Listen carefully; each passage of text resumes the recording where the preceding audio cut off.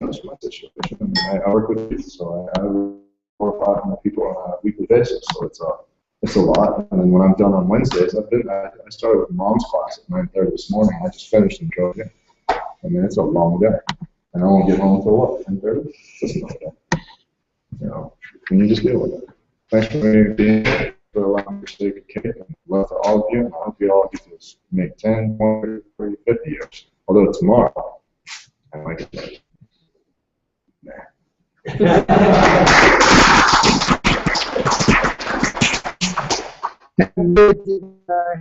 All right. Okay, so we are actually in a new room. It's awesome. Talking about a new place, and I figured we probably better start doing stuff all over again. Let's go back to the beginning. Since that's, well, you know, they never stop. They really never do. They really never do. And I'm good, thank you. We talked a little bit about, last week, I think we talked a lot about this way of life and what it represents, why we do it, what we're looking for, what this disease is, and some of the factors of what we're up against. So now we're going to talk a little bit more about application and what that means and why these steps are in the order form that they're in the position that they're in. So let's go to page 21.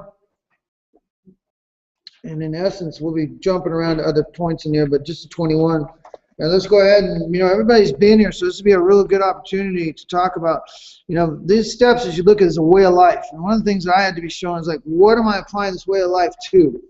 You know, a way of life is something, and I'm gonna apply it to something. If I don't know what I'm gonna apply it to, then it really doesn't mean anything. And we're going to talk about consideration of the factors of alcohol, addiction, whatever your disorder may be. Maybe it's relationships, maybe it's codependency shopping. And we talk about the other factor, ego and self, and we talk about instincts and some structure on inside of us. So one of the things here in step one is that I did hours over alcohol, dash in my life become unmanageable. So that word admit is a big word. We talk about it all the time.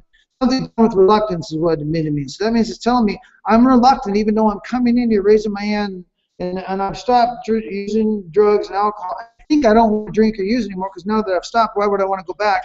But it's helped me to understand that you know, it's like someone said to me a week or so ago, and it was a great statement. He spent about 20 minutes, friend Desire, 20 minutes telling me that there are things that I didn't know. There are things you don't know that you don't know. And if you don't know them, then, you know, and then in the conversation, do you understand what I'm saying?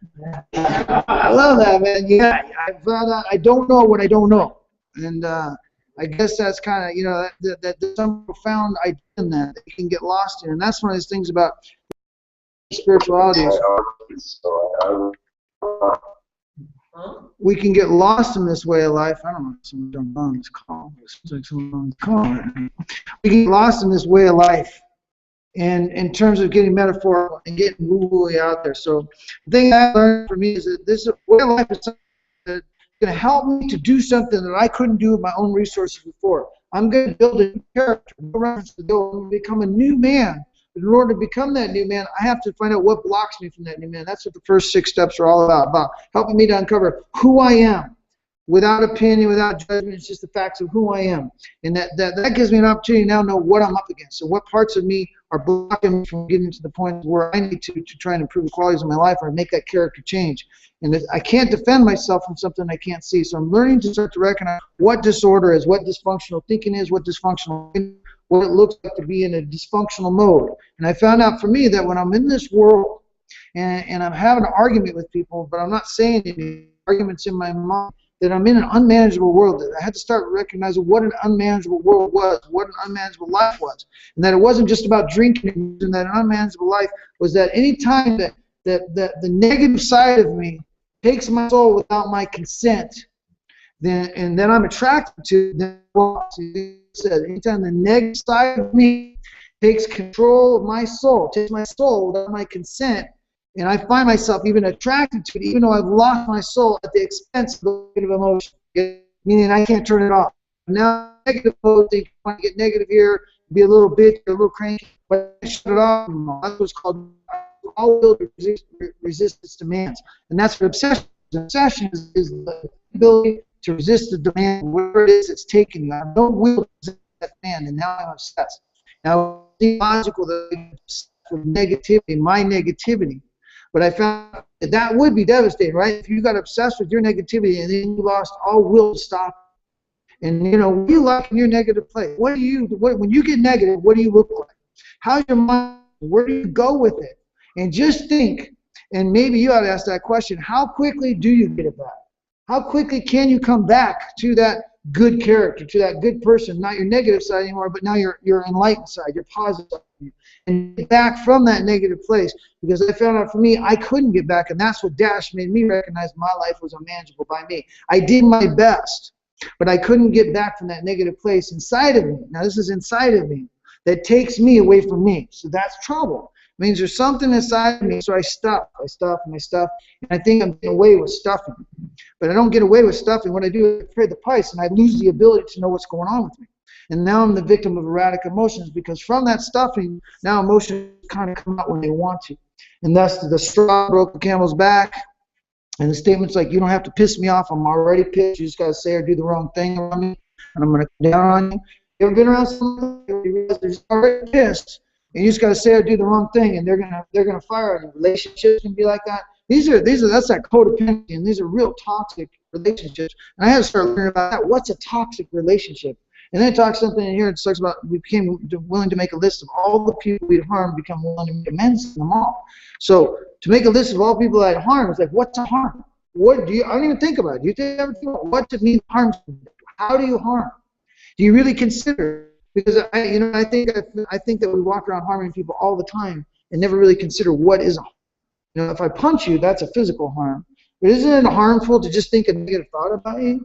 Aren't I taking to a certain degree to judge you, to condemn you, maybe to be short with you, maybe not to give you the time that you're asking for, or maybe to be patient with you or intolerant with you because you serve no function to me right now, but you're another human being on this planet, but I have no need for you to get the hell away kind of feeling? Is that harmful to live in a world that way? Is it harmful to live in a world where I think I'm smarter than most of the people in this room? But usually only dumb people try and evaluate that stuff, right? No, if you're smart, you don't think like that. You're too smart, so you're too smart to think about stupid thoughts like that, because that's a stupid thought. To think I'm smarter than someone else is not an intelligent thought. It's a thought of separation. But why would it happen? And it goes on to explain in step 2 that I am that kind of character. I'm an intellectually self-sufficient character that likes to control the world that I live in and think I'm smart around me. And that in fact is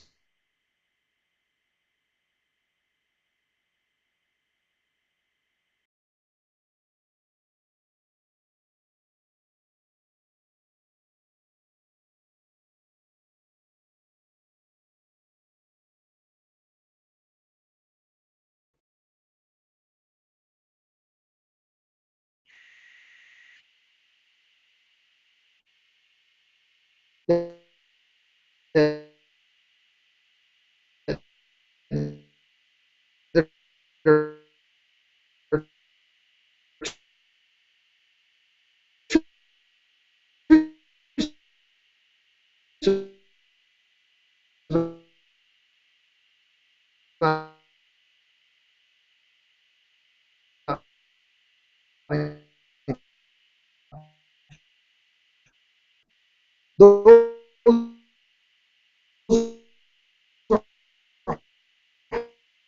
harms that I do when I continue to live in the